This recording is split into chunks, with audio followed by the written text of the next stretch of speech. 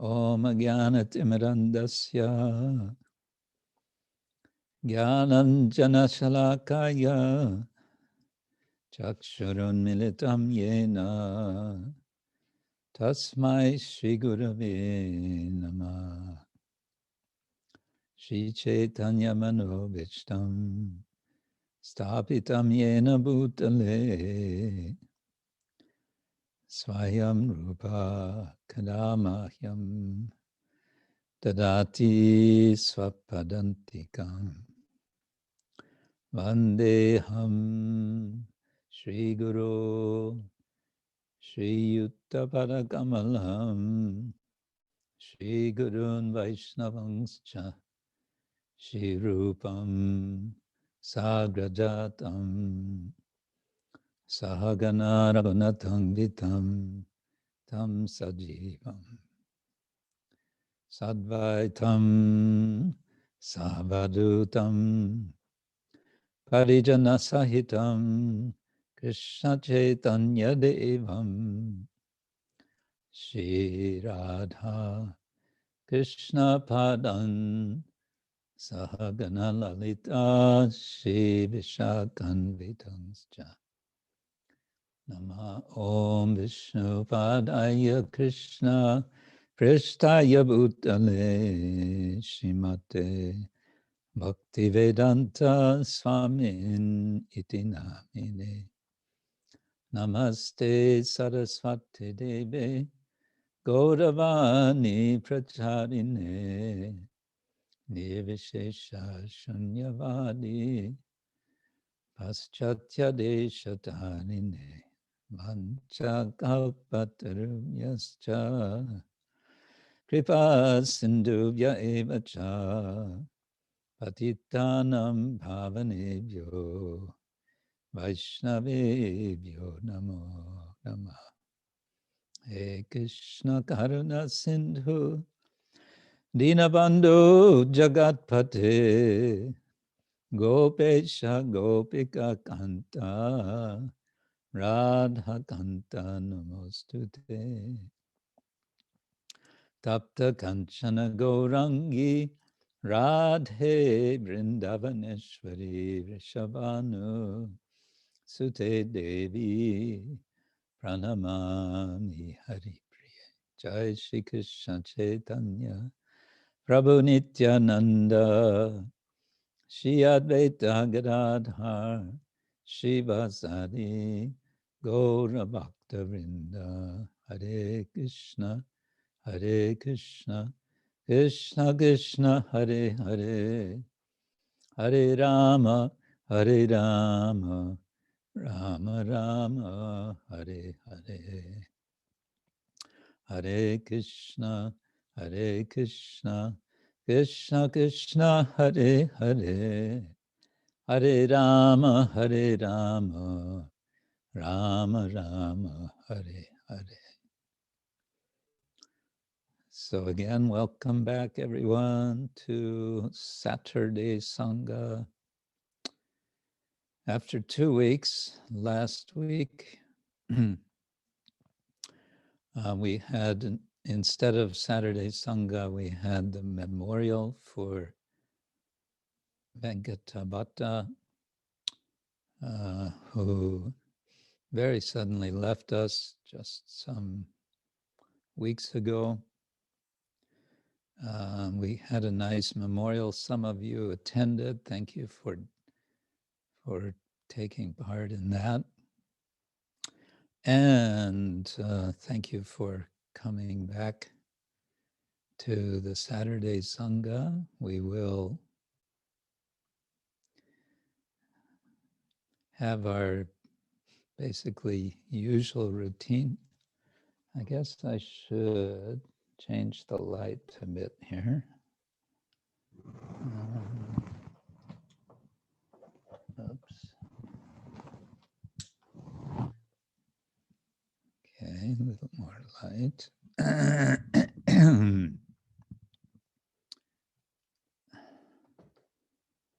And first, we will begin with some singing of Srila Bhaktivinoda Thakur's song, Bhajana Lalasa, song number 3. We discussed last time there are 10 sorts of songs listed. 10 sorts of prayer listed. And this is Lalasa, longing for, expressing longing for bhajana, for engaging in devotional service. So this is the mood, and this is, again, a kind of appendix, as far as I know, to the Saranagati songbook. And this song has 4 verses. Translation we can start with. Enthusiasm in devotional service, faith in the process of devotional service, the treasure of patience in endeavoring to attain love of God, performing activities conducive to pure devotion, abandoning the company of worldly people, performing approved devotional practices. I have never possessed these 6 devotional qualities. How then shall I give up the association of māyāra and worship your lotus feet, O Lord? That was verses 1 and 2. Third verse, absorbed in abominable activities, I never kept company with sadhus. Now I adopt the garb, the clothing of the sadhus and instruct others. This is Maya's big joke.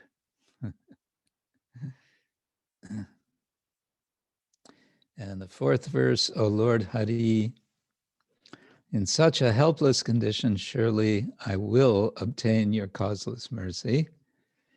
Oh, when under the shelter of my spiritual master will I call out to you with humble prayers?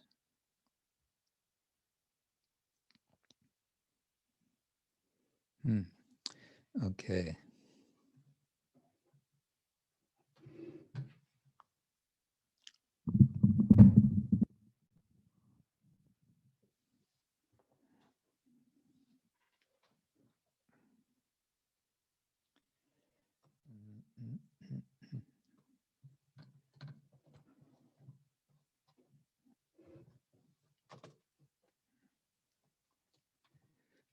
Okay.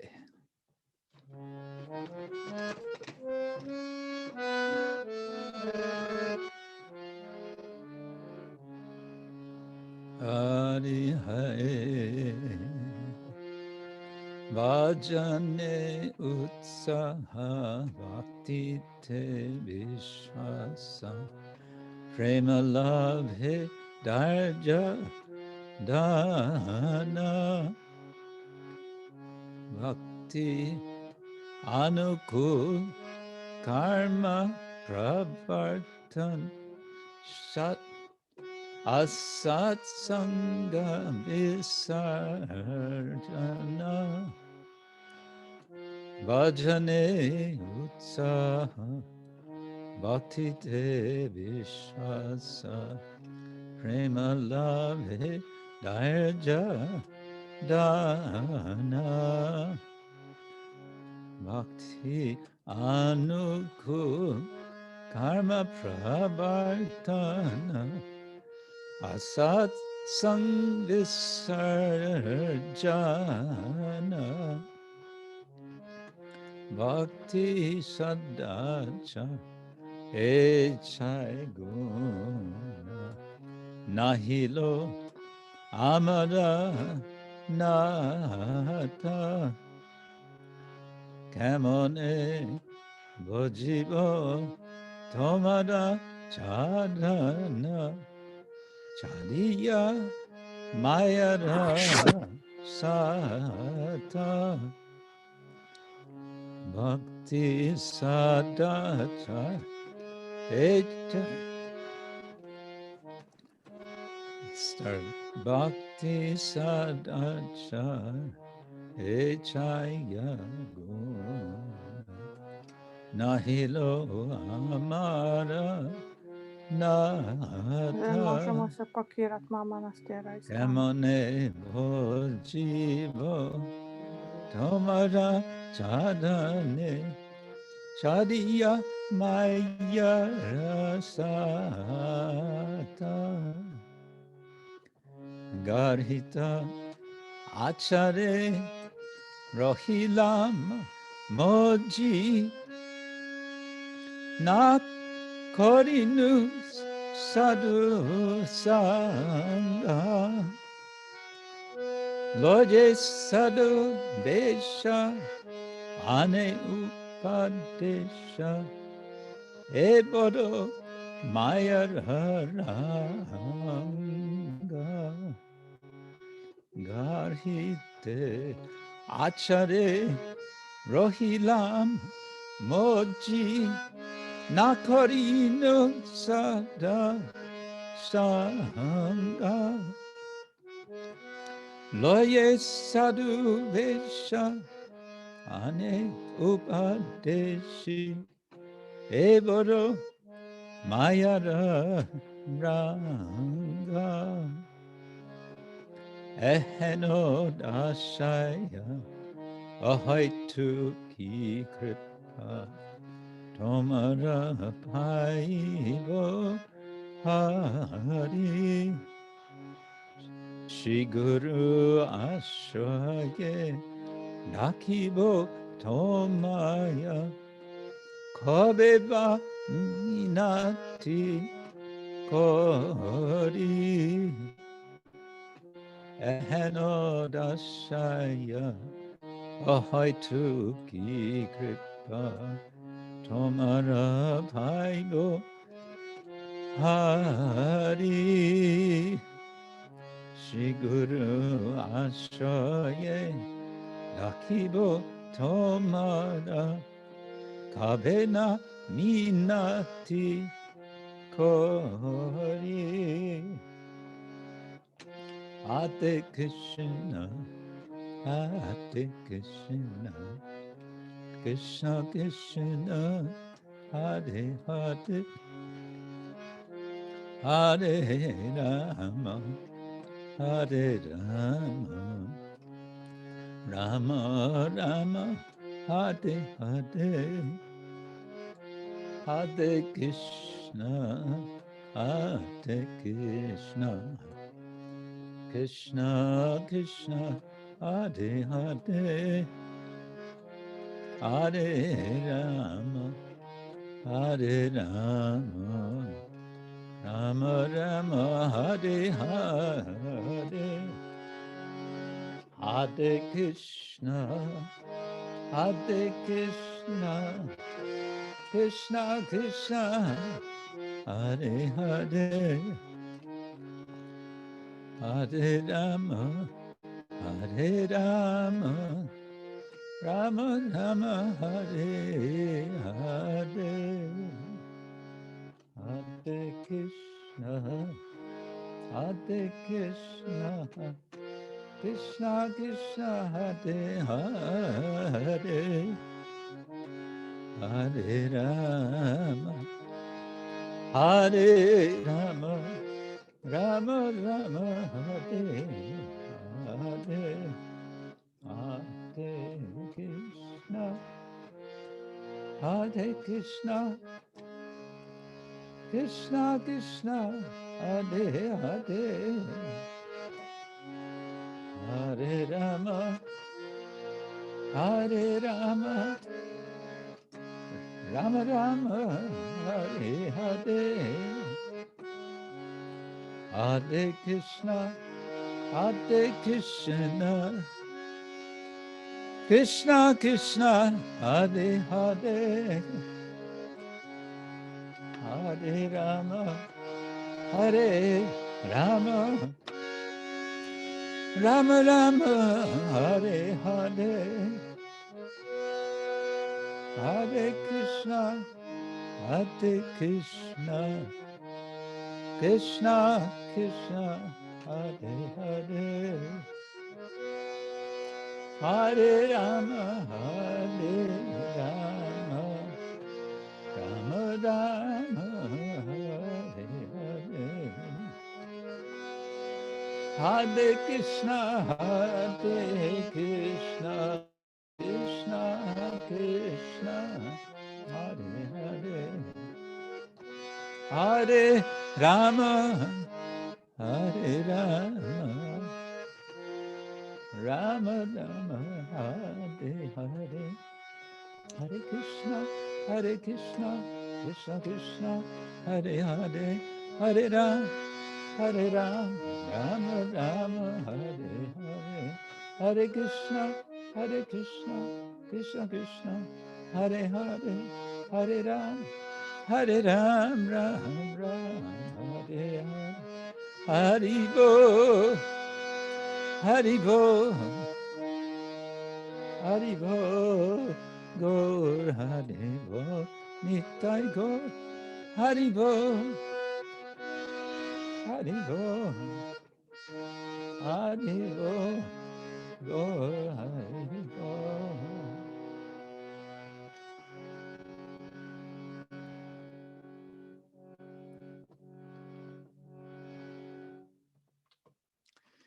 Hari He Bhajane Utsaha Bhaktite Visvasa prema-labhe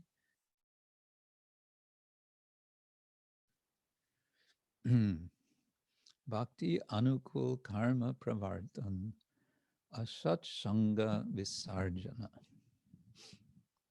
So Bhaktivinoda Thakura is listing the items favorable to devotional service from Srila Rupa Goswami's Upadeshamrita, enthusiasm, Utsaha, Bhajane, in devotional practice, Bhaktite Visvasa, faith in the process of devotion,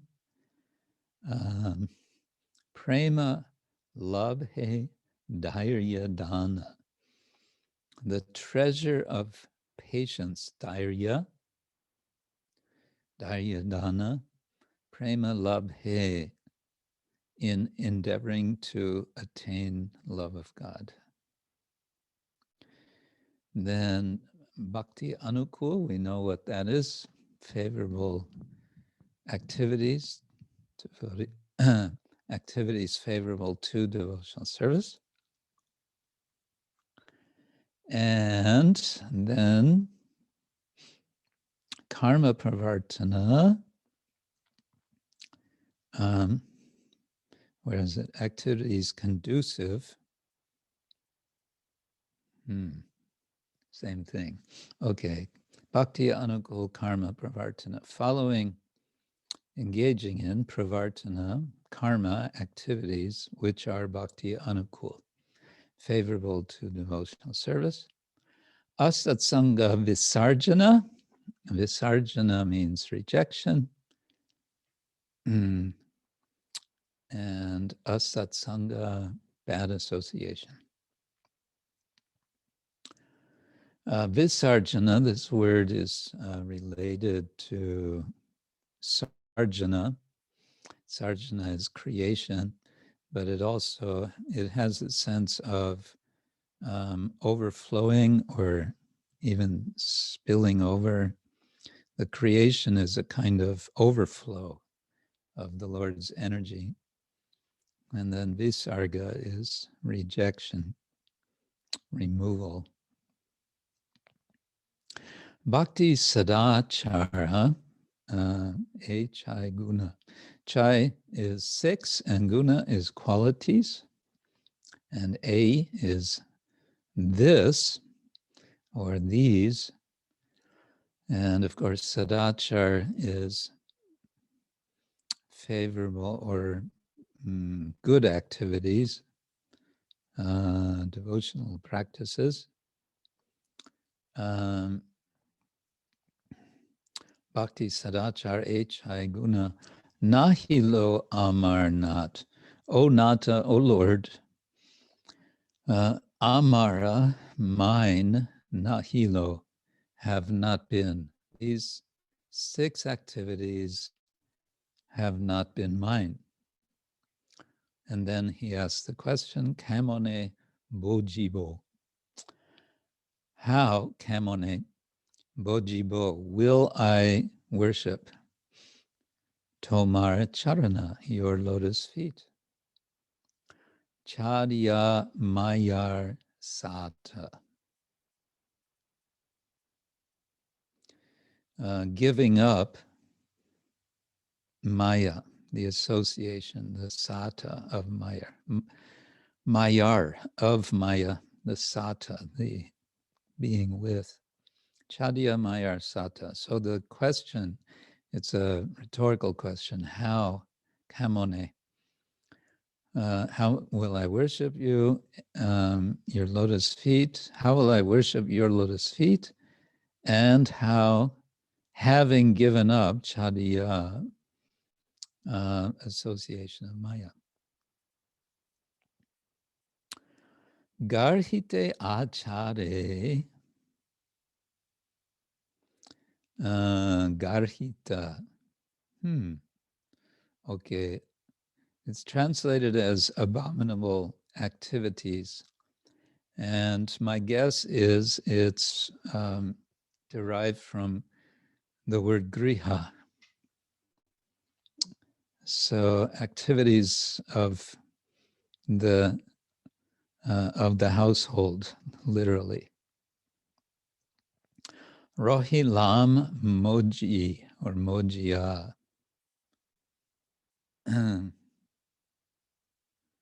Na korinu sadhu sanga rohilama. Not sure.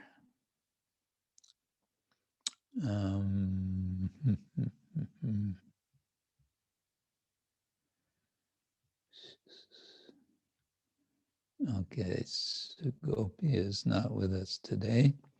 She could tell us what is rohilam.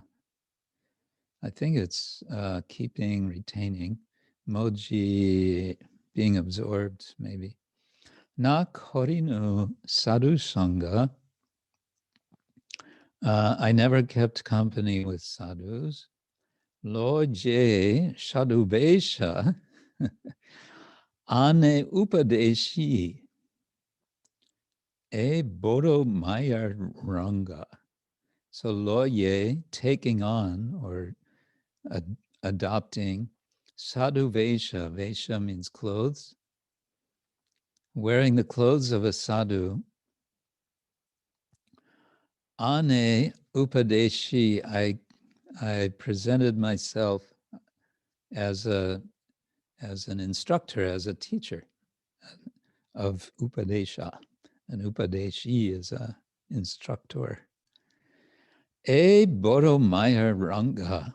What a big play, ranga, of maya, a big joke of maya.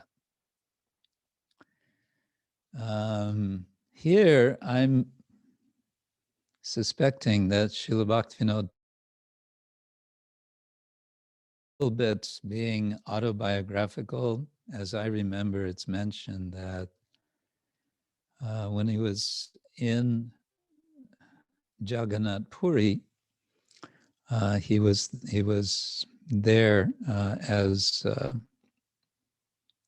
doing his government work, but he was also very much involved more and more in interactions with the Vaishnavas, and he was also preaching.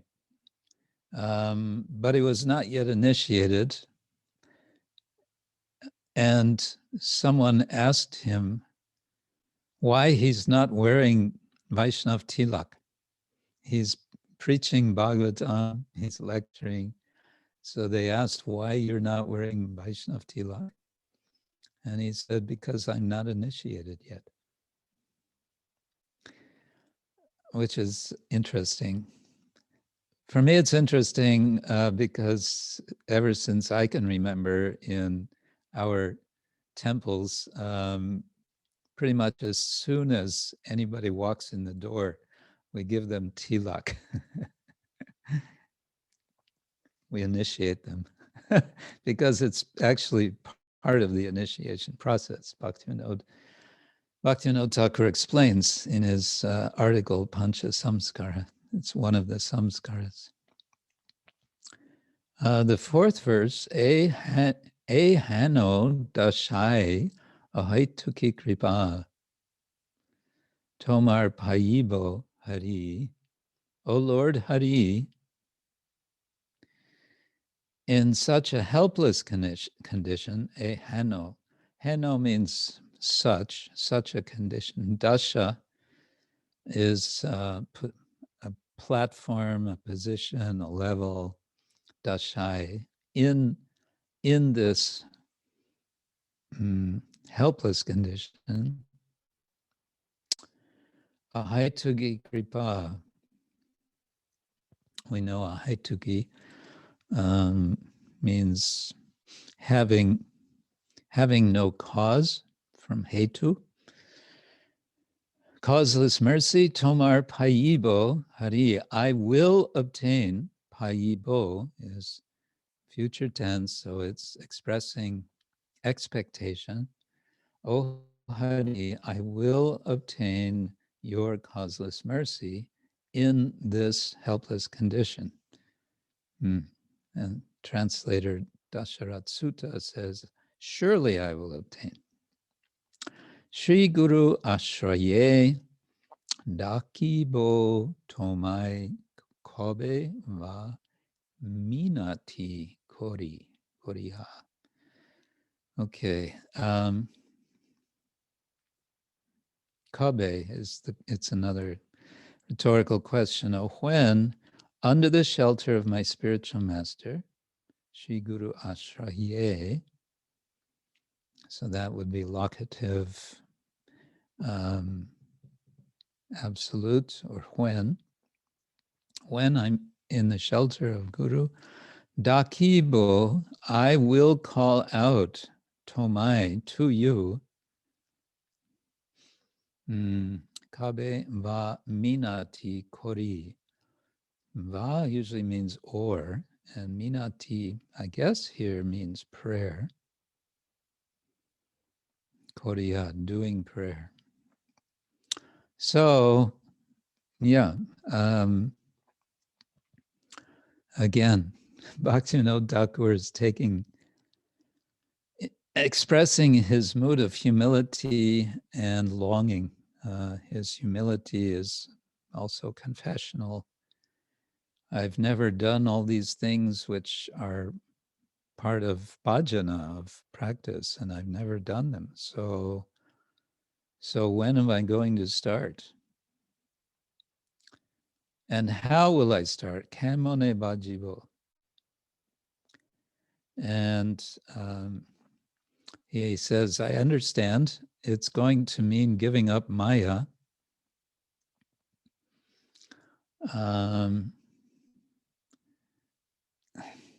Without association of sadhus, this is not going to happen. And here's the most ridiculous thing.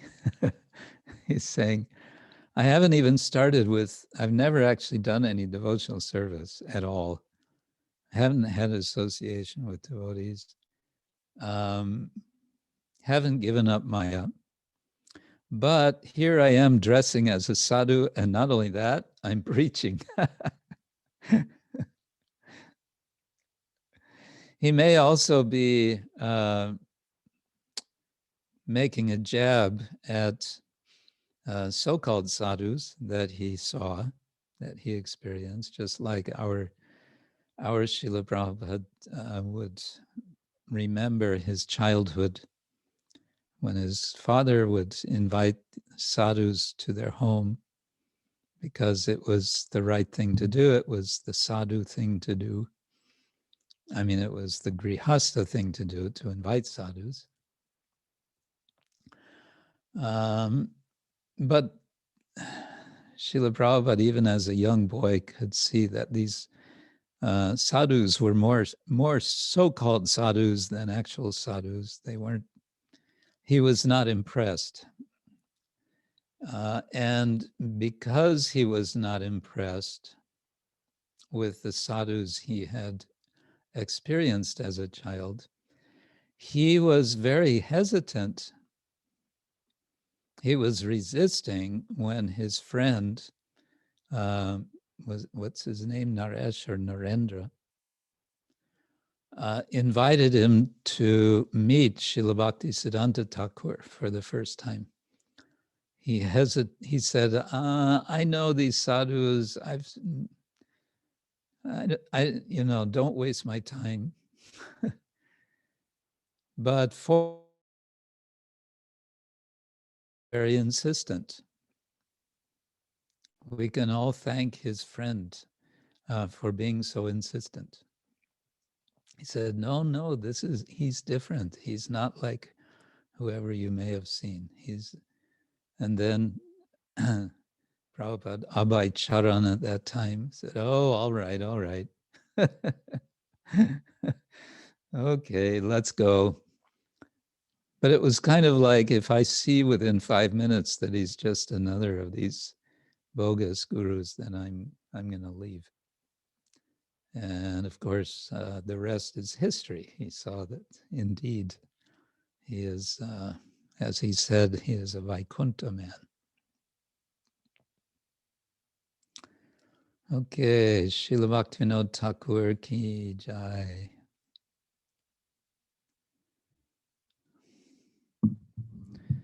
All right. So again, welcome to all of you who have just joined or joined since some time. And what are we doing now? Is Dira Lalita here? Yes, you are here.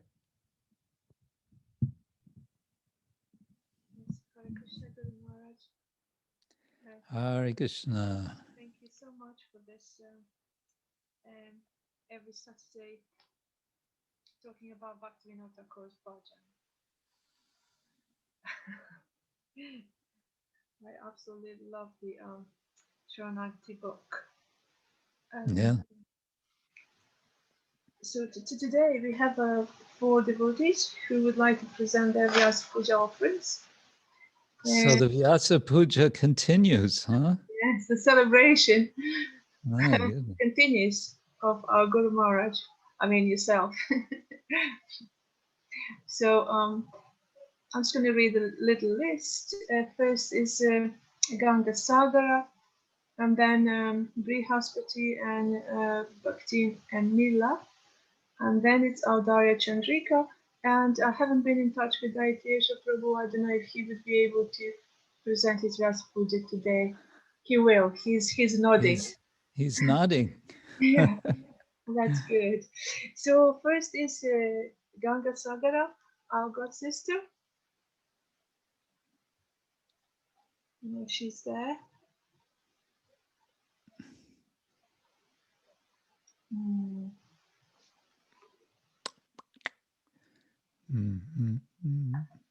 Maybe not. Maybe not. No, she's not there.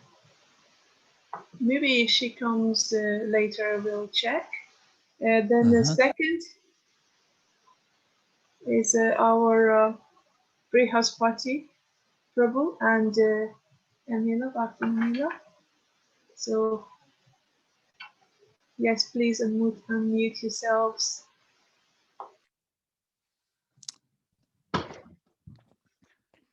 Hare Krishna Maharaj, please accept our humble obeisances. All glories to you, all glories to your service to Srila Prabhupada, all glories to Srila Prabhupada and all the Vaishnavas.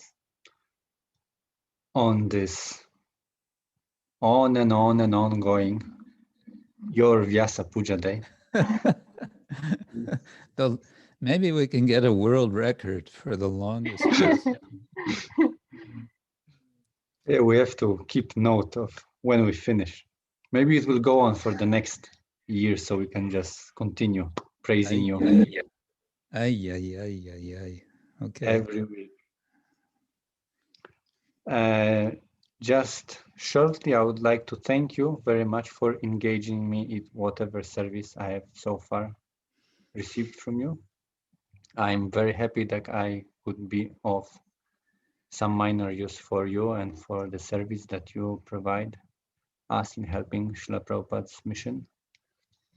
And as you know, the services I do so far is doing whatever I can to be some kind of a husband and take care of the media and our house here. And I also, for some time, have been taking care of some of your websites. So for your kennelvalpy.com, I'm very happy that I could prepare the website, and for the Bhakti Srimad Bhagavatam project, I'm very happy that I can maintain the website for you. And I'm also very grateful for the possibility to do some Polish practicing with you, which gives me a lot of daily inspiration and rhythm and like keeps me on non-stop meditating. What can we do for the next sometime we'll be spending on Polish class? I thank you very much, and I'm also hoping that in any other way I'll be able to serve. I am here. And like this, shortly from me, thank you very much. And Emilia would like to share her offering also. Hare Krishna Maharaj. Hare Krishna, thank you. Yes, I am a writing person, so I'm gonna read. Dear Maharaj, please accept my obeisances. All glories to your beloved Srila Prabhupada, all glories to you and your wonderful service for him. I want to thank you from the depth of my heart for all the mercy that you so generously showered on me and my husband this year. Having the experience of 2019, when we had some opportunity to be in your association in Sadhu-bhavan, I was really hoping that this year we will be able to come for longer. And indeed, due to this new world situation, we had this opportunity to the degree that I couldn't imagine before. This time spent in your association showed me again how incredibly powerful is the process of devotional service and how soothing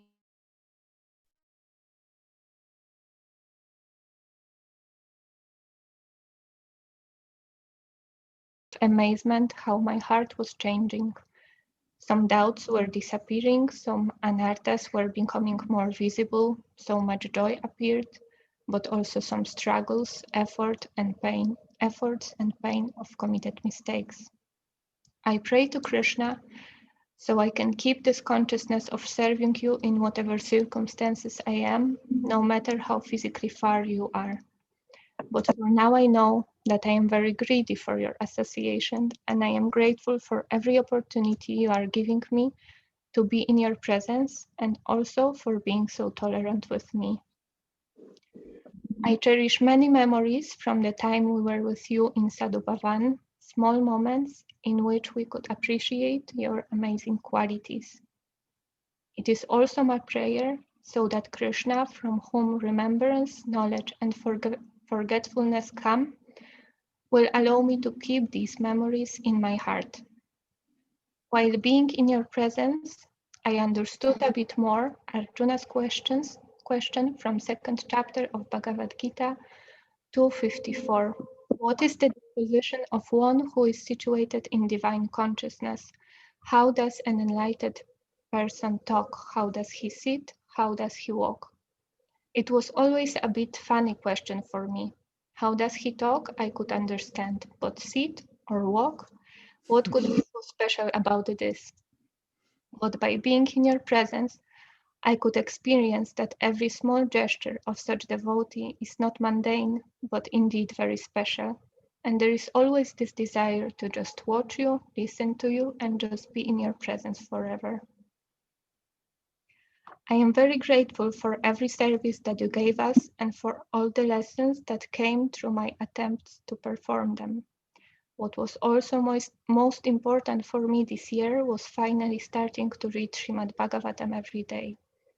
I am sure that it was your mercy that I tried over a year ago, and from that time it nourishes my heart in a way I have never experienced before.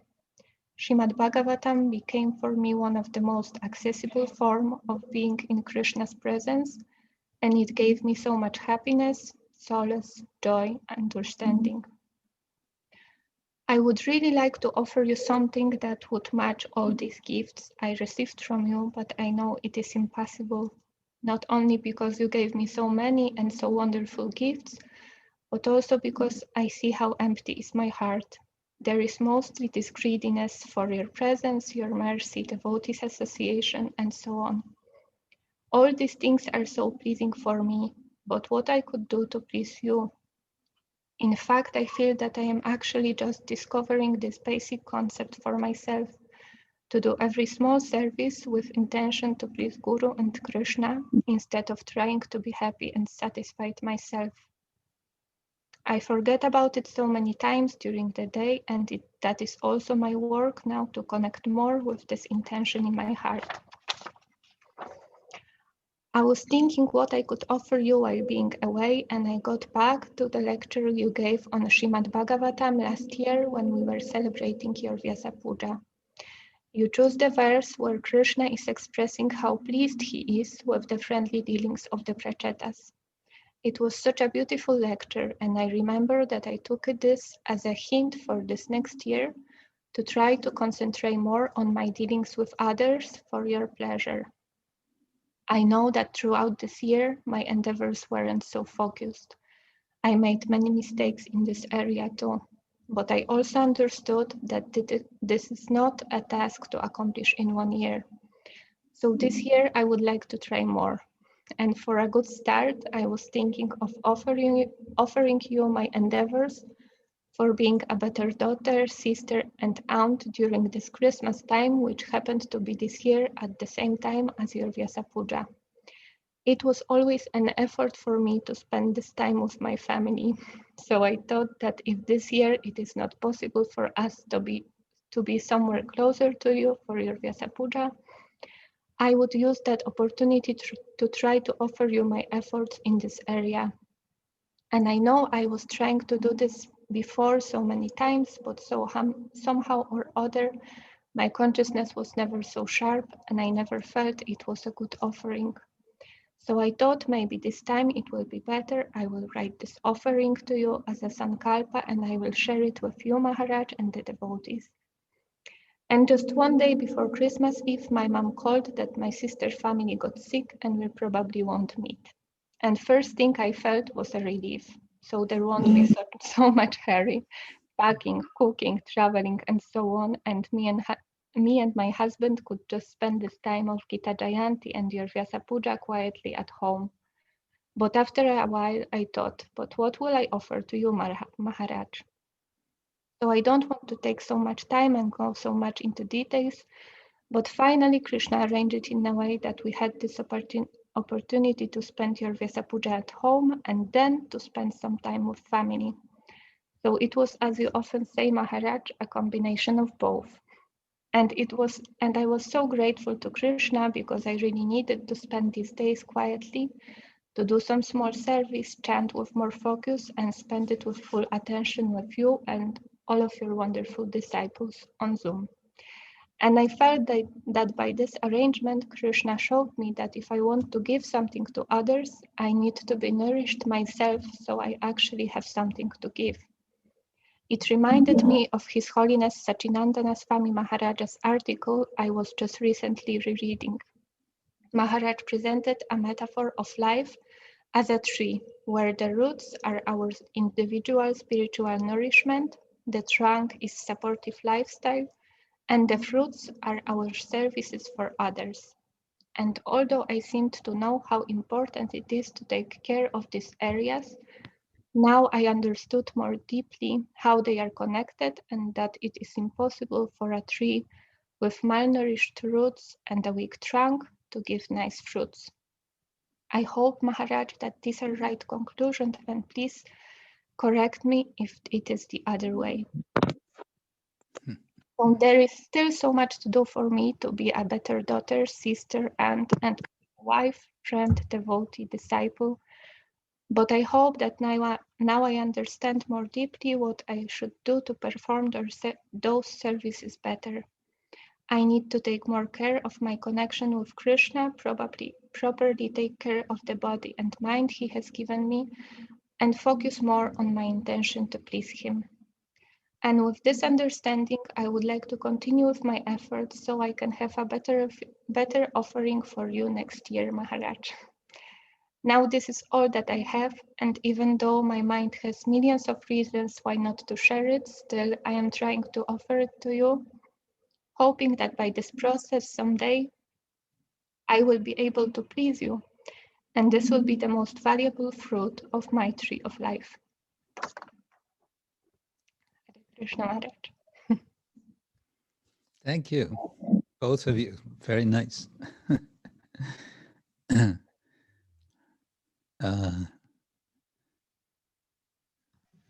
Yes, it's yes. You're making a kind of sankalpa, and that's of course very good. Making sankalpa. So my best wishes for both of you. In any case. Thank you.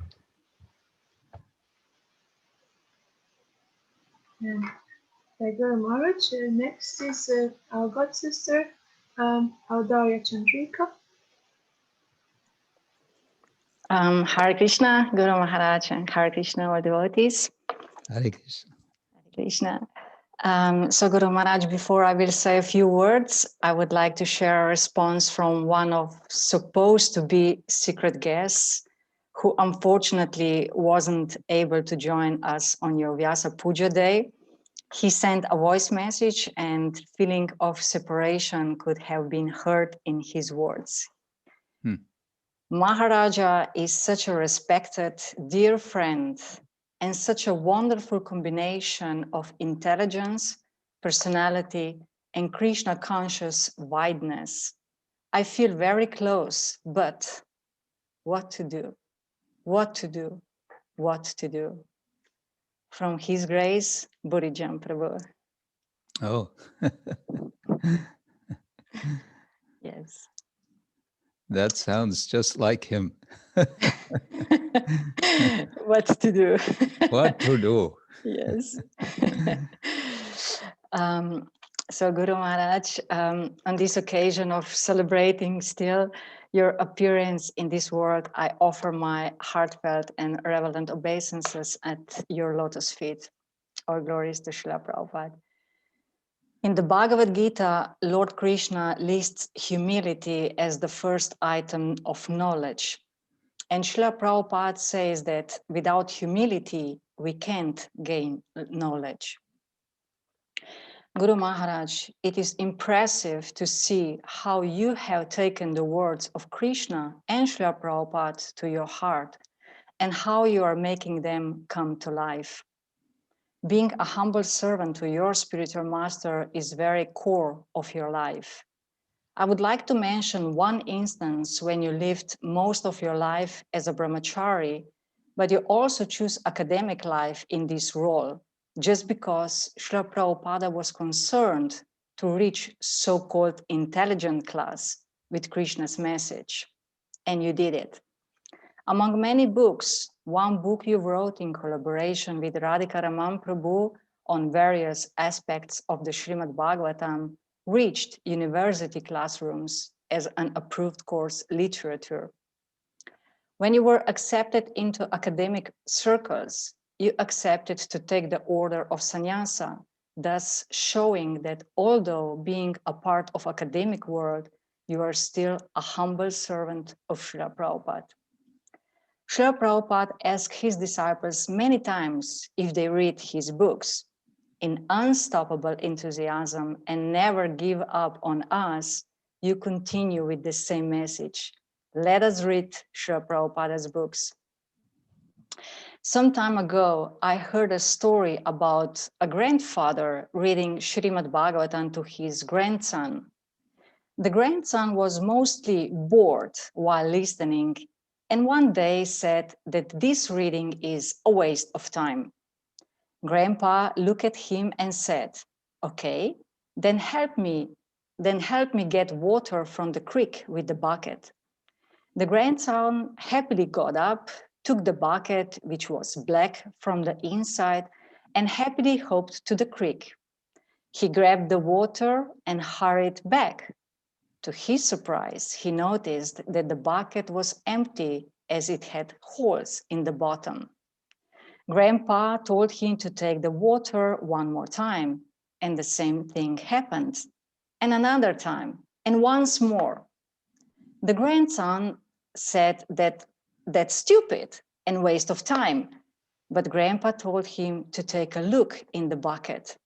The bucket was clean. It was no longer black. Before it was black because of the coal being carried in it. So the water cleared the bucket. There was no waste of time. The grandson was just looking at the wrong side. He looked to fetch water, but Grandpa watched to clear the bucket. In the material world, we seek relief from the suffering, and we look for so many material things, but the Shastras are purifying those material desires from our heart. Even if we don't see what Shastras are doing, they are purifying our hearts. Every time we read Srimad Bhagavatam, Bhagavad Gita, Nectar of Devotion, etc., even if we don't see, the Shastras are purifying the heart. The point of the story gave me the realization that this is the essence that is present in reading. Shastra gives not only understanding, but also purifies our heart. It made me think about that when you told us to read Srimad Bhagavatam, to write something about what has touched us and to send it to you. I always felt that I'm not the person who can write and this is not for me, but it is not about me. It is about your expression of love that you have got from Srila Prabhupada, and that love can bring us closer to the divine couple. When you was visiting us in Damodar Desh, at one of the lectures, you asked why the Bhagavad Gita is called as it is, and explained that Srila Prabhupada wanted to present the Bhagavad Gita, which is the conversation between Krishna and Arjuna, in the way that Arjuna understood and felt it. And that is why it is called as it is. I was fascinated with the answer. It brought me even closer to Srila Prabhupada and increased my desire to read Bhagavad Gita. Dear Guru Maharaj, only with your blessings, everything is possible. I feel unfortunate because in my case, it takes so much time, but at the same time, so fortunate as I have you as my spiritual master. So many years, you patiently guided me to take the books and to start to read as a beautiful way to become humble and of some use in the mission of Srila Prabhupada. Thank you so much, Guru Maharaj. Today, I'm happy to inform you that after completing the first round of Bhagavad Gita studies, chapter by chapter for 20 weeks, and with completely new participants, we started the second round. I pray for your health, successful projects, and to never give up on me. Hare Krishna. Hare Krishna, thank you. Very nice. Second round of Bhagavad Gita course, that means 20 more weeks. Is that the idea? Yes, with the new participants, yes. 20 weeks for 18 chapters? Yes, because amongst 18 chapters, we have 2 evenings just for question answers in between. And Very good. yes, thank you. And now is our good brother Daitya Prabhu. That will be the last offering for today. Now comes the big test, whether we get to hear.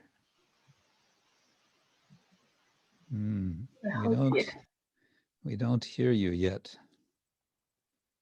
Now he's making a face of surprise.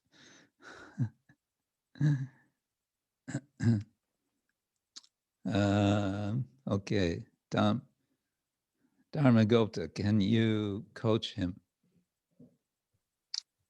I think there's some issue with Maharaj with audio settings on his computer. I think that's because it's repeating for a few weeks now, and something about his computer. Yes. Okay, you'll have to fly to Argentina to meet him and work it out. I should connect remotely and check what is going on there. Oh, well. Yeah, the intention is there. Hare Krishna. Okay. We'll do something, Guru Maharaj. I will connect to his computer and check while maybe someone else is present. Okay. Okay, well, thank you all again for these nice offerings. And yeah, I'm always speechless with these. Just we like to encourage everyone in carrying on with the practice, the culture, the life of the spirit of Krishna Bhakti, and bring Krishna into our lives. Actually, I was quite pleased. I must now share something I was pleased about just this morning. Let me see if I can find it. I got an email from one scholar who I've not met directly, but I've read some of his writing and appreciated his writing. And a few weeks ago, he wrote to me asking for information regarding, someone had told him that I had met a priest who was left-handed, a priest in India who was left-handed. And he was very interested in this. He's doing some research. He's an anthropologist, and he's doing some research on left-handed people in India. Because, I mean, everywhere I know, being left-handed is kind of strange, but in India, it's especially strange, you could say. I always remember, some decades ago, I was, I think I was changing money in a bank, and can't remember, was it in Delhi? And I had to put my signature, and I'm left-handed, so I signed left-handed. And everybody in the bank, I mean, everyone saw me. There were other people in the same line, and they saw me, and they were like astonished, and they were smiling and grinning and sort of, they just thought that was so funny. Anyway, so he's doing this research. So I wrote back and I told him how to contact this one priest. And now he wrote back again, saying he hasn't been able to contact him yet. But then he said, on another topic, I just read your introduction to Ravi Gupta's edited Chaitanya philosophy book and thoroughly enjoyed it. I'm intrigued by something you wrote on page 26 concerning the decentering process that makes it possible to attain the process you previously described in that material. And then in parentheses, a spiritual love and simultaneous acceptance of inconceivable difference and oneness, etc. I'm interested to know, if you have a moment, what the decentering practices may be. And are they limited only to philosophers, monks, sannyasis, and so forth, or do they include householder devotees? So here's a scholar, and he's inquiring about devotional service, basically. I mean, it's for intellectual reasons, it may be, but what's my answer going to be? Well, it's the ninefold process of bhakti, and it's for everybody. It's not just for sannyasis and so on.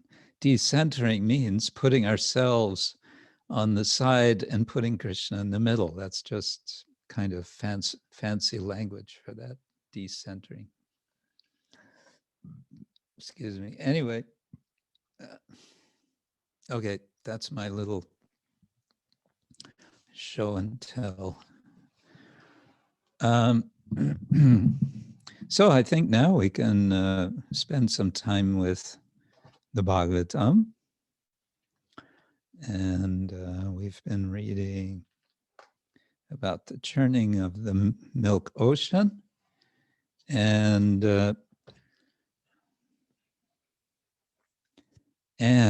we talked about this problem that came up from the churning, namely the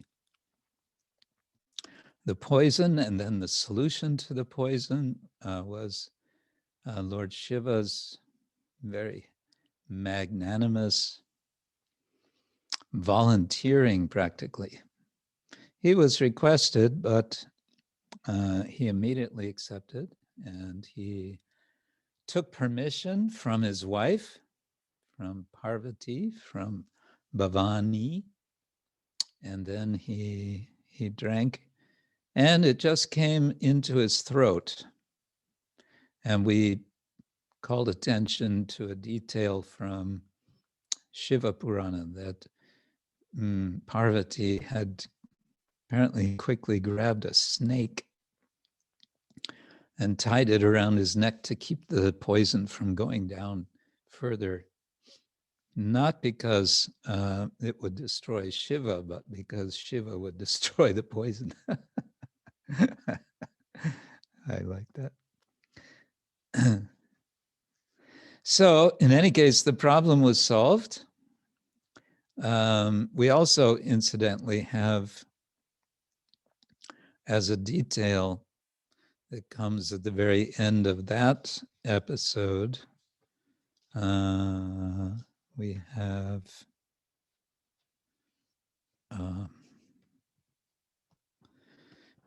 what's called an etiological story. An etiology is an explanation, a narrative explanation of why things are the way they are at present. So at the end of chapter 7, verse number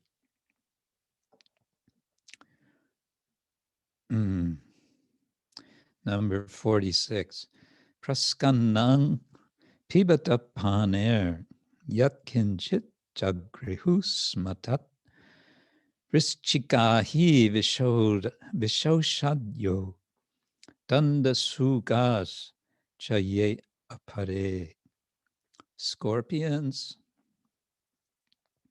cobras, poisonous drugs, and other animals whose bites are poisonous took the opportunity to drink whatever little poison had fallen and scattered from Lord Shiva's hand while he was drinking. And Prabhupada's short purport: mosquitoes, jackals, dogs, and other varieties of dandashuka, or animals whose bites are poisonous, drank the poison of the samudra mantana, the churned ocean, since it was available after it fell from the palms of Lord Shiva. So it's a little explanation of why these different animals are poisonous. If somebody ever asks, you can say, well, it all goes back to the churning of the ocean of milk, etc. And there were some drops of poison. It reminds me of another etiological story dealing with snakes. I was just reading or rereading from the Mahabharata, the story of Garuda. In order to free his mother, Vinata, from her slavery to her sister, Kadru, was given the task of taking the Amrita from the Devas and giving to the snakes, the sons and daughters, I don't know, of Kadru. So he managed to do this. He managed, because he's Garuda, he's very powerful. He managed to get through all the different obstacles that were set up to protect the vessel of Amrita. And he managed to pick it up and fly and bring it to the snakes. But on the way, Lord Indra attacked him with his thunderbolt. And it's described that he hardly felt the thunderbolt. He's just flying by and he kind of notices, oh, Indra's trying to hurt me. And he's kind of looking down and saying, you were trying to do something? There was some problem? What is the problem? Oh, you wanted to stop me. Okay, in that case, here, you can have one of my feathers. and so Garuda lets one of his feathers drop. And Indra is so impressed with Garuda that he says to Garuda, why don't we be friends?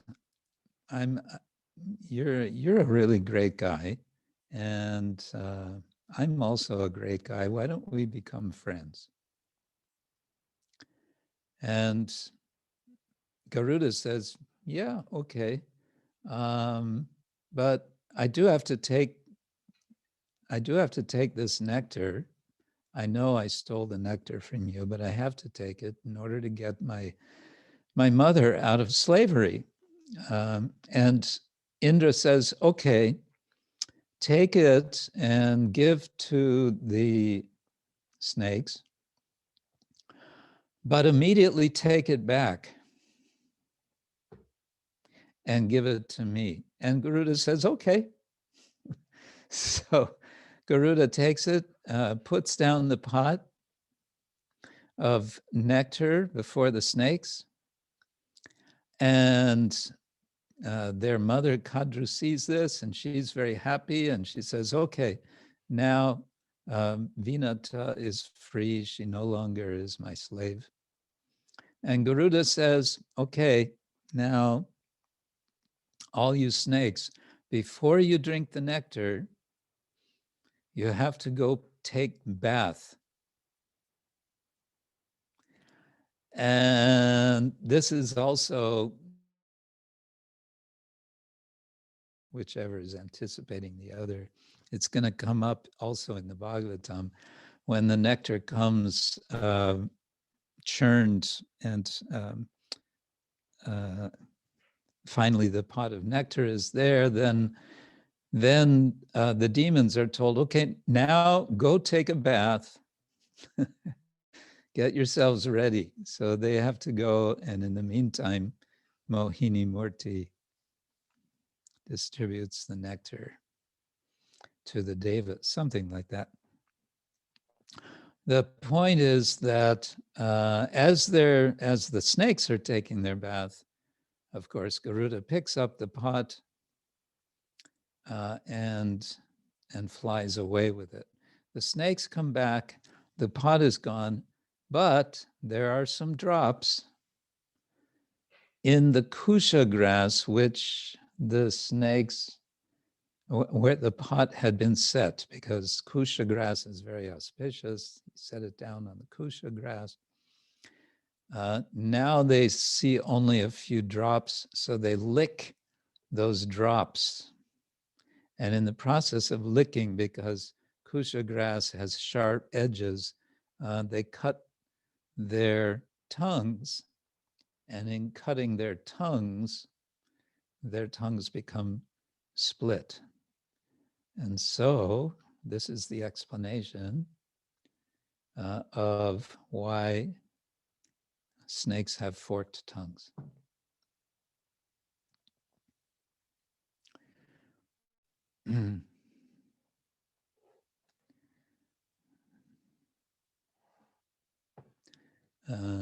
There's a question here from Avadutta Rai.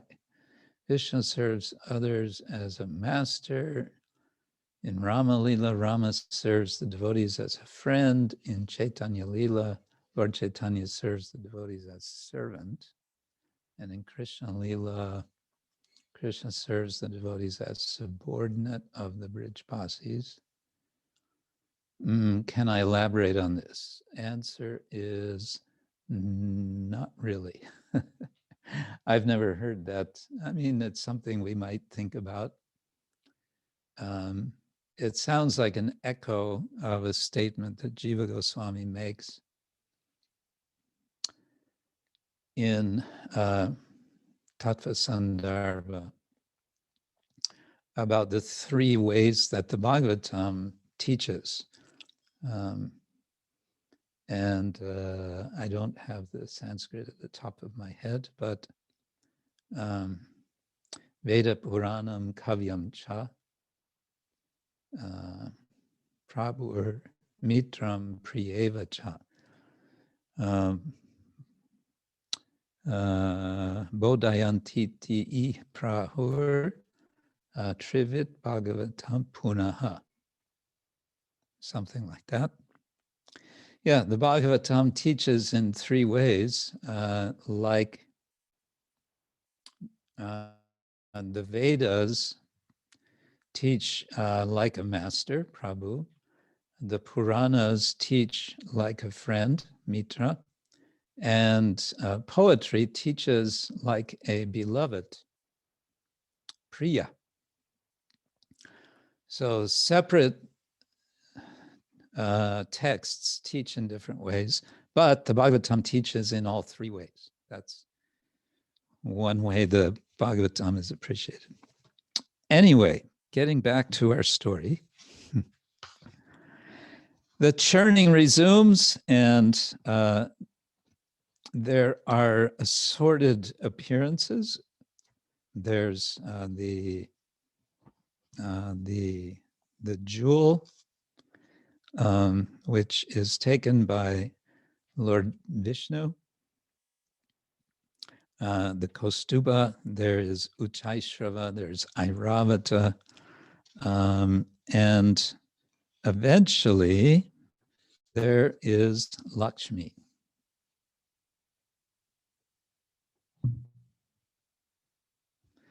And when Lakshmi appears, now Lakshmi's appearance is one of several feminine appearances in this pastime.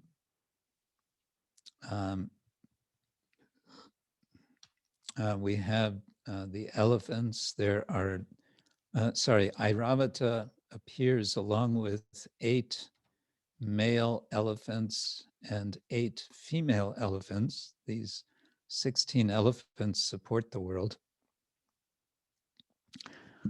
And so female elephants are there. And now Lakshmi is appearing. And of course, when Lakshmi appears, everyone is attracted to Lakshmi. And why? Because she's Lakshmi. She is the, we can say, the feminine counterpart of the Supreme Lord. And as the Supreme Lord is all attractive, so Lakshmi Devi is also attractive. And everyone wants to be favored by Lakshmi. And so what happens in a few verses, after she is described, her beauty, after she is worshipped and then she is described, then she begins a svayamvara. She takes a garland and she walks among the Gandharvas, the Yakshas, the Asuras, the Siddhas, the Charanas, the Devas, and she examines them all. And essentially she finds that they all fall short of her,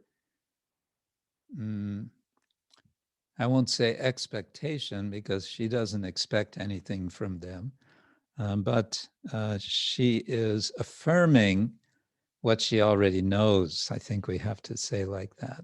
She already knows that none of them have qualifications that come anywhere close to the qualifications of Lord Vishnu, of Narayan.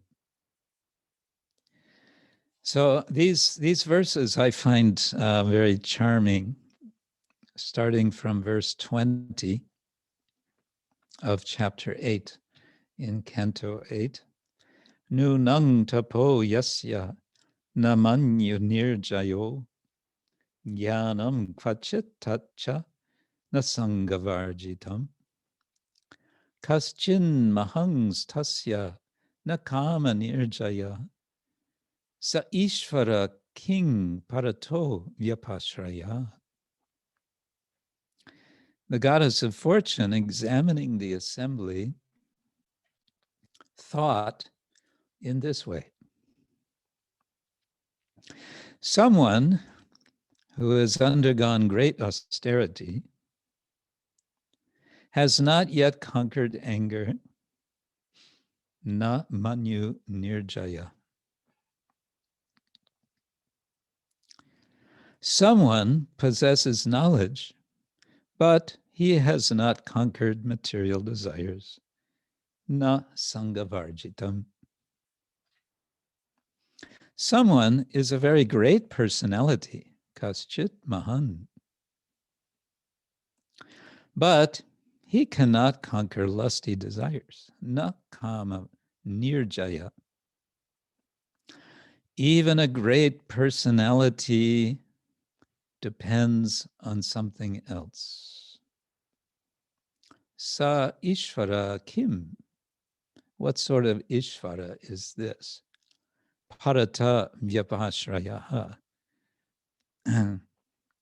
Since he, how can he be the supreme controller? Because parata vyapashraya, he is depending on another.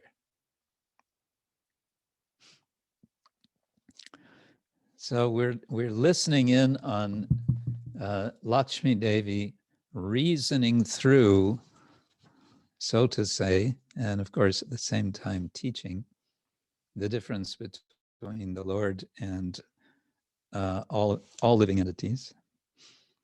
And by this, she's also doing what we may call a process of elimination.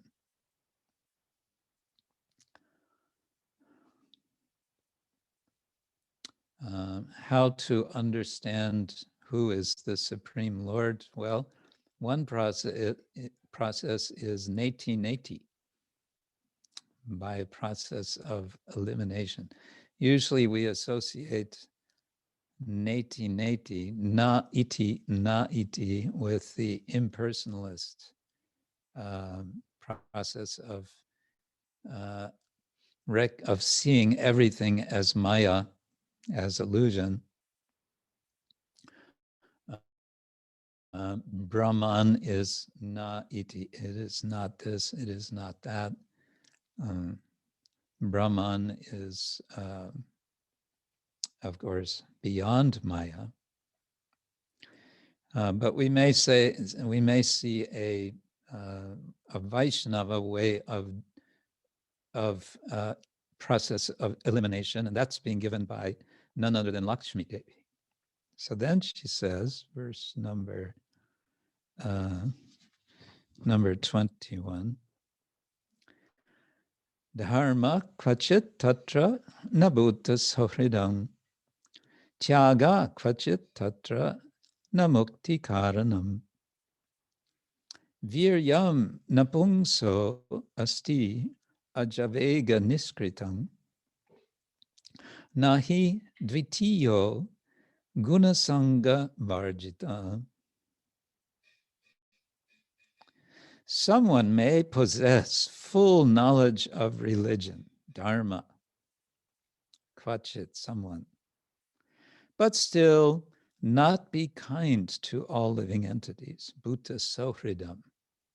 We know sohridam from Surit, a dear friend in the heart. Suridam sarvadehinam. This is the qualification of Krishna. In someone, whether human or demigod, there may be renunciation, tyaga, but that is not the cause of liberation. Na mukti karanam. Karana means cause.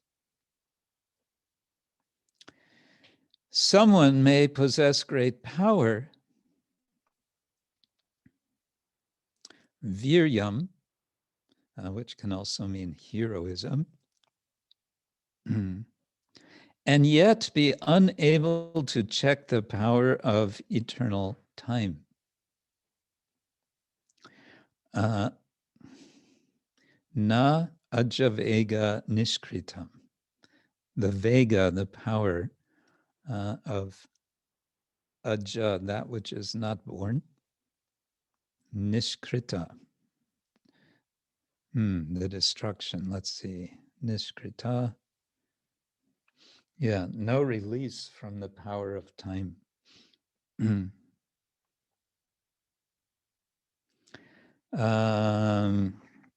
Someone else may have renounced attachment to the material world, yet he cannot compare to the Supreme Personality of Godhead.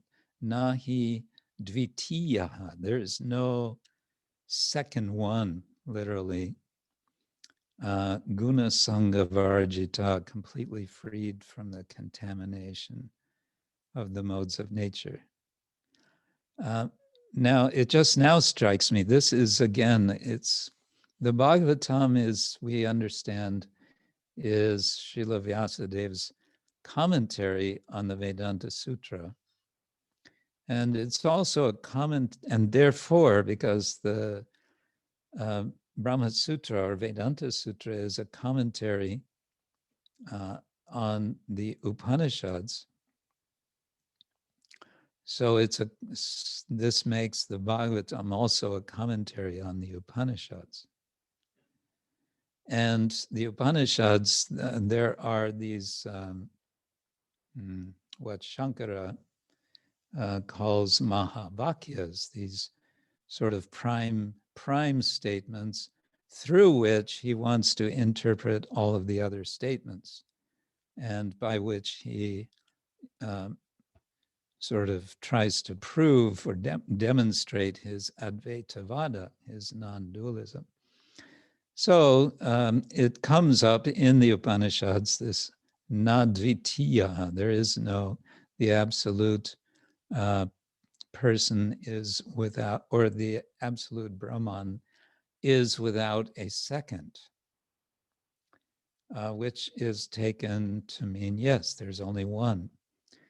There's one absolute and there's no second. No second means there's no second. However, Srila Jiva Goswami explains somewhere in the Shat-sandarbhas that he gives the analogy of a king. The king is one without a second. It doesn't mean he's all alone. Doesn't mean he's sitting on the throne and there's absolutely no one else. No, he is the first, and he is the first amongst many. And therefore we can say, nadvitiya, there is no second. So similarly here, it's being said, nahi dvitiya guna sanga-varjita. There's no one to match. There's no one equal to the Supreme Lord, who is free from the gunas. And the next verse is in a similar style, and she's going to even disqualify Lord Shiva in this verse. Kvachit chirayur nahi shila mangalam, kvachit tat api asti na vedyam ayusha, yatrobayam kutra chaso api amangalaha, sumangala kascha na kangshate hi mam. Someone may have longevity, but not have auspiciousness or good behavior. Chirayuhu means longevity. Shila means good behavior. Mangalam, auspiciousness. So someone may live very long, but they're not showing good behavior, they're not auspicious. Someone may have both auspiciousness and good behavior, but the duration of his life is not fixed. Kvachita tat api asti navedyam ayusha. Ayusha, of course, means also longevity, but here it means the duration of life is na vedyam, not to be known. Although such demigods as Lord Shiva have eternal life, they have inauspicious habits like living in crematoriums. Yatra ubayam kutra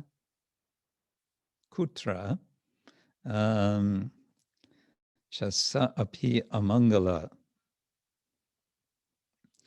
Okay, this is a little indirect. They may have both of these qualities, ubayam, but kutra, where is that person who is not in all respects amangala?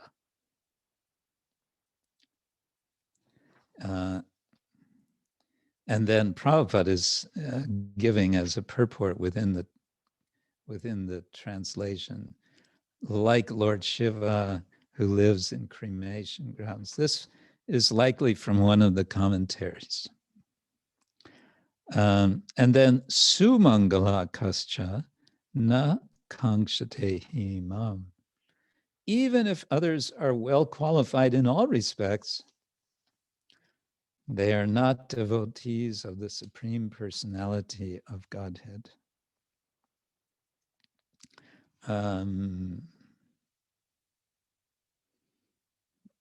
Which is his way of translating, I don't desire them.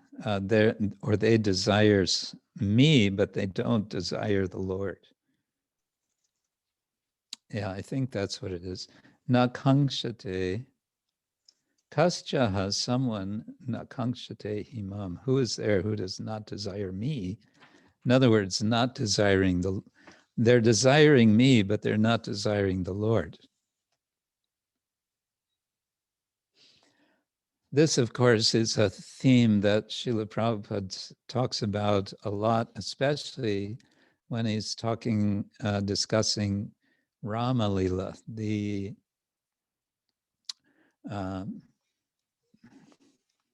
stealing away by Ravana of Sita.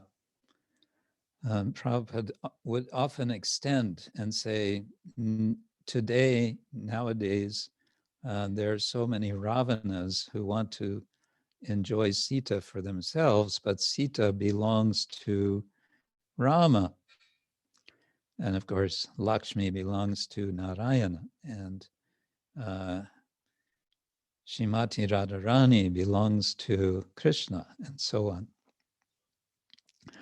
And we might well say that this is the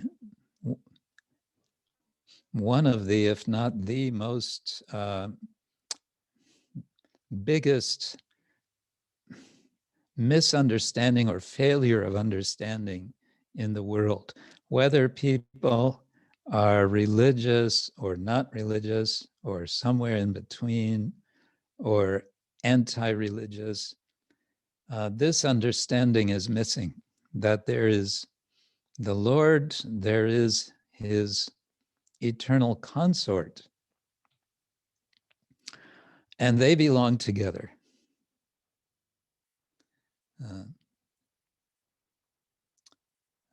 Everyone forgets as they try to enjoy Lakshmi that Lakshmi is also known as Chanchala, and Chanchala means here today, gone tomorrow. This is the nature of Lakshmi when she is separated from the Lord. But when she is with the Lord, then everything is very nice. The whole world could be saved from one day to the next, isn't it? If people would appreciate this simple point. So then Shukadeva Goswami continues in this way after full deliberation. Vimrishya,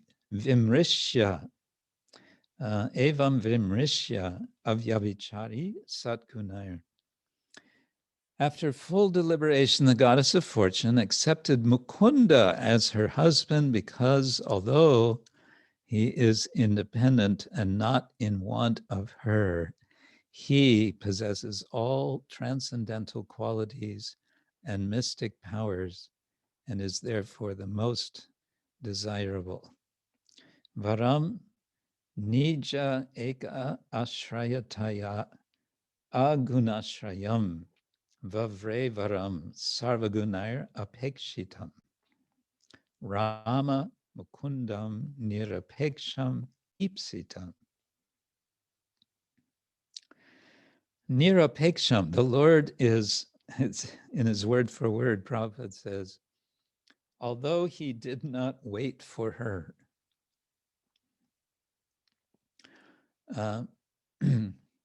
So Narayan was not anxious to have Lakshmi, and that's also his qualification. Unlike everyone else who wants to have Lakshmi, he is one of the 6 opulences of the Lord is renunciation.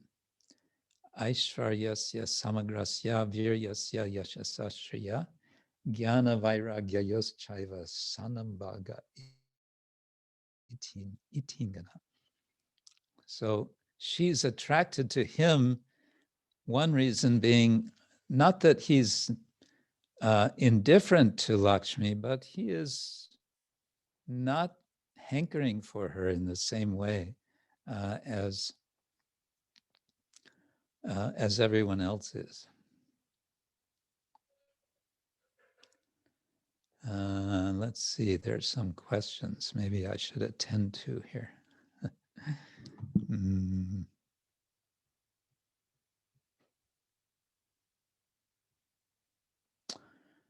Okay, let's see. Dira Lalita is asking, how do we understand the presence of snakes in Vaishnava philosophy? Snakes represent envy, but yet Ananta Shesha serves as a bed for Lord Vishnu and helps destruction of the universe. Yes, Ananta Shesha is interesting. I would just put it like this, that the Lord engages everyone in his service. And he includes also, and therefore he includes Ananta Shesha. Ananta Shesha, we understand, is an expansion of Balaram or Baladeva. And so this characterization of snakes as envious is not, it's not universal. And actually, this is also there in Mahabharata. It's very striking. The snakes of Kadru, the sons of Kadru, or sons and daughters, I don't think it distinguishes, it just says snakes, were cursed by Kadru. And I don't remember why they were cursed, but they were cursed. And they realized that we're going to be destroyed, and that destruction comes in the form of Janamejaya's snake sacrifice. But before this sacrifice takes place, the snakes are discussing amongst themselves how to avoid or how to counteract the curse. And they consider various options, and they consider that these options are not according to Dharma. Said, no, we can't do that. That's not, I don't remember the ideas they had. They did a brainstorming session and they had 2 or 3 ideas. And then they were saying, no, this is not proper. It's not according to Dharma. And then they learn that, or that they are told that they're going to be protected by higher arrangement, by Dharma, and they don't need to do anything themselves. It's going to happen. And so this leads into the story of the sage Astika. Astika is born specifically for this purpose in order to stop the snake sacrifice of Janamejaya.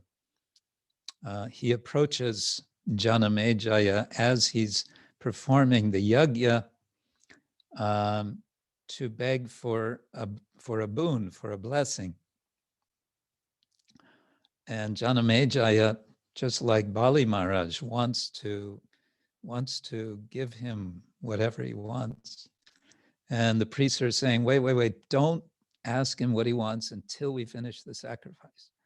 And Janamejaya is saying, no, but we should really, we should give what he wants. No, let's do let's finish. So it ends up being sort of simultaneous. And Astika says, Janamejaya asks him, what do you want? And he says, I want you to stop this sacrifice. I want that Takshaka not be victim of your sacrifice. And Janamejaya is happy to oblige. He doesn't say, oh no, please, something else. I need to kill all the snakes. He's actually happy. He's in this charitable mood. And therefore, there are snakes in the world. So, and they are not all envious. As we know, they're not all poisonous. There are non-poisonous snakes. And these non-poisonous snakes are actually very valuable in ecological terms. They help keep the balance of things, as do the poisonous snakes. Okay, is that all right? Yes, thank you very much, Guru Maharaj. Thank you very much. Okay, you're also asking about Harinam in glorification of the Lord in higher planets and in Goloka Dham. Well, in Goloka, it's all glorification, right? Do they chant Hare Krishna? Well, there's Goloka and there's Shvetadvip. And as I understand, Shvetadvip, isn't that explained in the Brahma Samhita and Jiva Goswami's commentary that this is the place of Gauranga Mahaprabhu and his associates. So don't worry, you can chant Hare Krishna also in the spiritual world. Thank you, Guru Maharaj. I apologize if the question wasn't very... No, it's all right. And Narada Muni isn't it? He's doing Sankirtan with these Gandharvas, but he's singing some mundane, I don't know, cinema songs, and that gets him in trouble. But I think it's mentioned Sankirtan. Yes, Avadhuta Raya is mentioned, quotes Prabhupada, and those who like to take Lakshmi money for themselves, they are like Ravanas.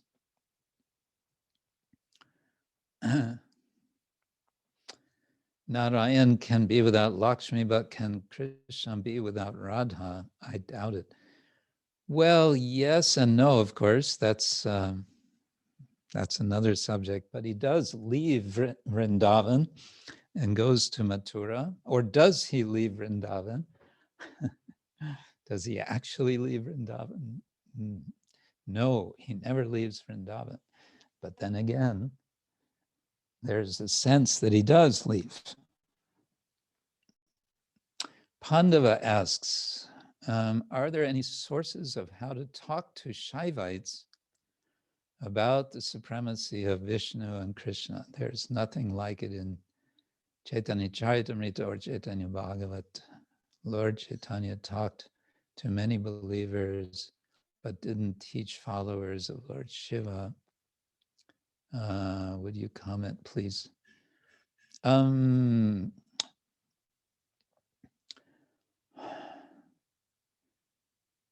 Well, there is a question of orientation of faith. I would just say, I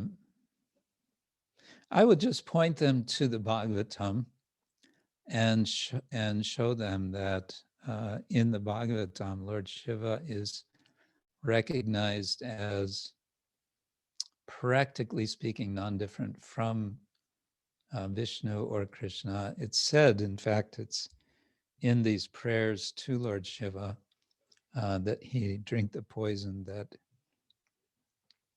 that Lord Vishnu becomes Shiva when he interacts with the material world. So you could take like that.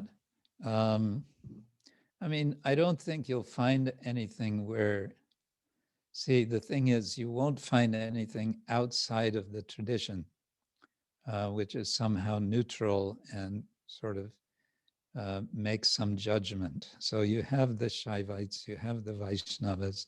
The Shaivites have their literature, the Vaishnavas have their literature. The basic argument of the Vaishnavas for Krishna being supreme is that he shows, above all, his sweetness.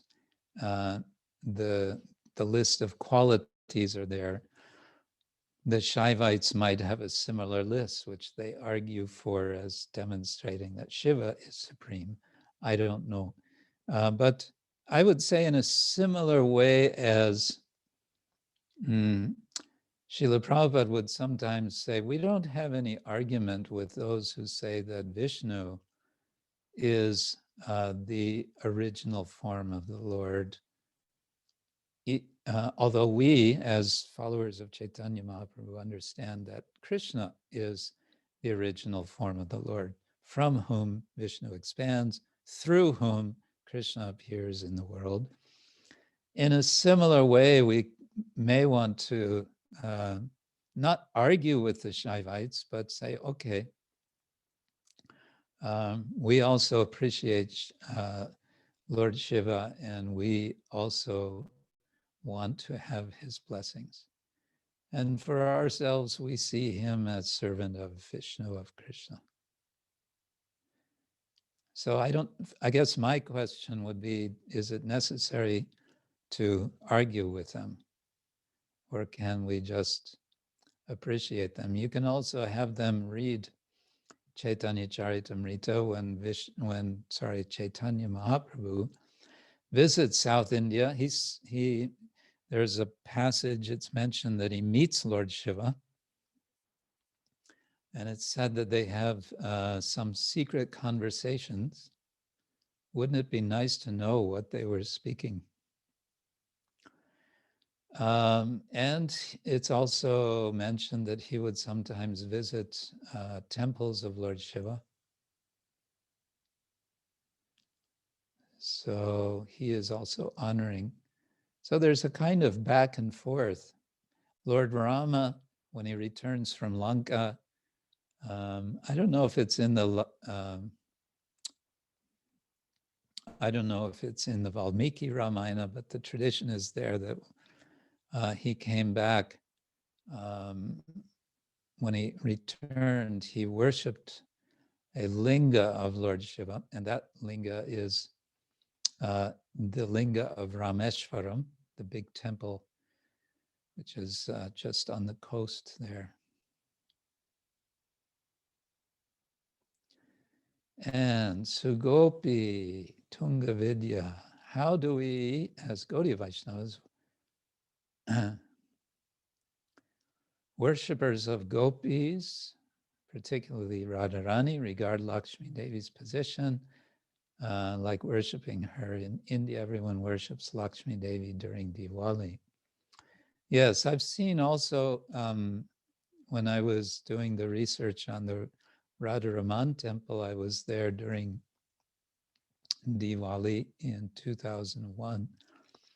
And I saw that on that day when Lakshmi is worshipped, they set up a small shrine for Lakshmi Devi on the, what is it called? The stage before the altar. And they had some worship there. I would say like that. This is the general understanding. Gaudiya Vaishnavas will worship Lakshmi during Diwali. Why not? Actually, they worship Lakshmi and they invite a Lakshmi to leave. Alakshmi is the sister of Lakshmi, and the way they invite Alakshmi to depart is they clean the house very thoroughly. Clean the house, clean the temple, everything squeaky clean. And I don't know if there's any ritual for inviting her to leave, but the cleaning especially is inviting her to go, and then Lakshmi is welcomed on that occasion. Otherwise, in general, we understand, Gaudiya Vaishnavas understand, it's in Chaitanya Charitamrita, Devi Krishna Mayi Prokta Radhika Paradevata Sarva Lakshmi Mayi Sarva Kanti Sanmohini Para. That Shrimati Radharani is the source of all the Lakshmis, all feminine divinities, we can say, are expansions of Sri Radha. That's my understanding. And Kavi Chandra is saying, but sometimes we forget about Lakshmi. Like devotees say, oh, you have deity of Narasimhadev, but there's also Lakshmi there, or Prahlad. How is it? Yeah, it's to be understood that wherever there is the Lord, Lakshmi is also present, one way or another.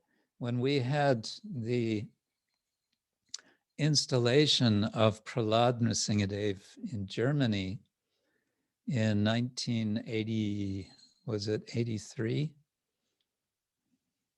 Nandi Mukhi knows. 82, Guru Maharaj. Was it 82? Okay.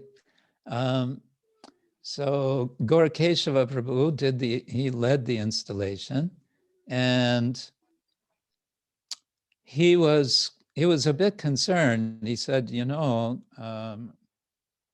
we don't have any murti of Lakshmi. This is not good. Lakshmi must also be there.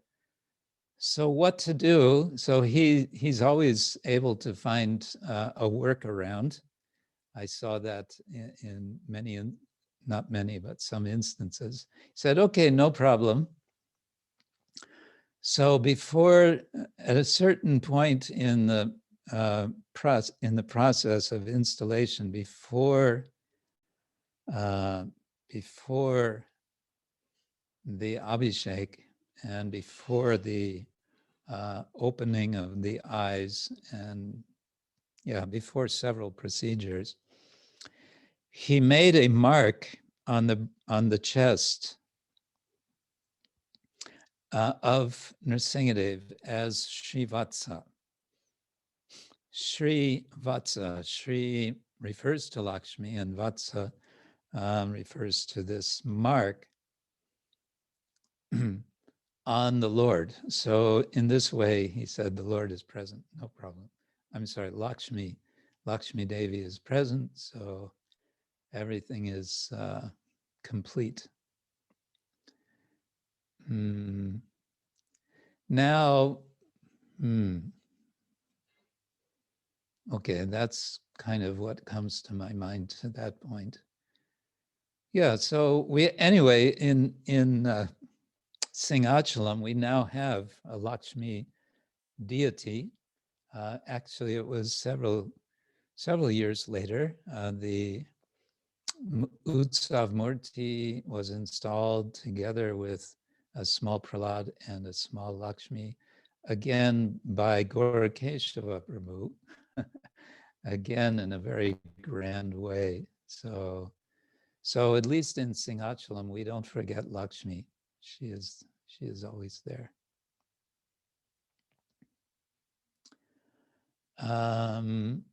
Yes, and in the 8th canto, Pandava says, seeing Mohini Murti, Lord Shiva admits he meditates about Vishnu. Yes. And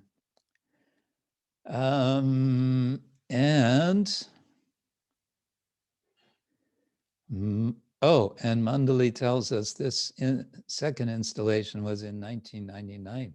Okay, thank you. Yes, to this last point of Dhira Lalita, can you please come on and say something about Avadhuta Priya's condition? Yes, Guru Maharaj. I saw her yesterday. Avadhuta Priya is our god sister, and she has COVID. Some new type, it's called SARS-CoV, South African virus, that attacks organs which have been already weak in the body. So that's how it acts, the virus. So our god sister has a few issues, health issues from before she got this COVID. And 2 days ago she was better, cheerful, but yesterday evening she was really ill. She hardly could walk, and I was really I am worried myself, but I would ask you, all of you, if you have her number or something. She'll be very happy if you get in touch with her. If she doesn't answer, don't worry, it means that she's resting under the medication. But when she is a little bit better, she will get back to you. And it's just that she feels that she's not alone. I mean, she lives alone. And no one cannot go inside the flat, obviously. And she said almost all the people in that building where she lives are all infected. And even she told me, just stay away, because I've offered to go inside the flat and maybe disinfect things and clean up, and but she said, do not come in yet, as yet. Yeah. So if you keep her in your prayers and send her some maybe cheerful, positive energy, warm words with love, she would appreciate that very much. Yes, prayers for Avaduta Priya. She is, I know she has very high blood pressure, and this is one of the problems with this condition. Can be very dangerous. I think her migraine yesterday was very bad, so she took a very strong painkiller that affected her stomach, and that triggered the vomiting again. So she's struggling a little bit now, but Dr. Radha Raja very kindly gives us guidance and in how she should take care of her health. Mm-hmm. And thank you for your care for her. Well, she's a long-time friend and she's a wonderful devotee, and I love her dearly. So this is a little something that can help her now that she doesn't have to think about cooking and at least maintaining her body in that way. Yeah. And I'm very happy to help. Yes. Thank you very much. So, yeah. So we will meet again next week. During this whole next week, I am teaching Bhagavatam for the Mayapur Institute of Higher Education. So I'm going to be a bit busy with that.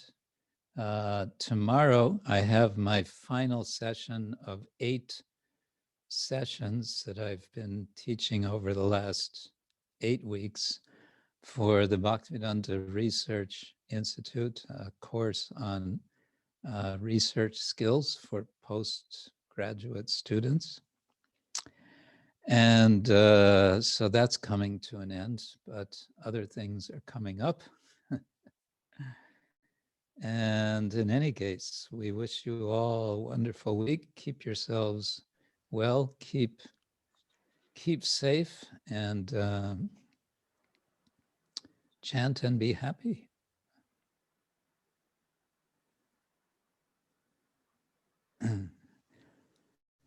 Okay, and thank you all for joining us. I should say again, for those who came later, we didn't have a session last week because it was impractical to have 2 programs on the same day. We had this memorial service for Venkatapata, which some of you attended. It was really very nice. For me personally, it was, I would say, very pacifying and purifying. Okay, so from China all the way to from Beijing all the way to Buenos Aires and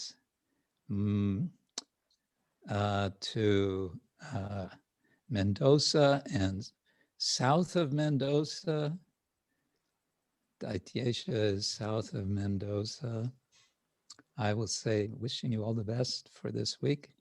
Srila Prabhupada ki jai, Ananta Koti Vaishnava Vrinda ki jai, Gaura Premanande Hari Hari Bo. Thank you, Guru Swami Maharaj. ji. Hare Krishna. Hari Bo. Jai. Hare Krishna.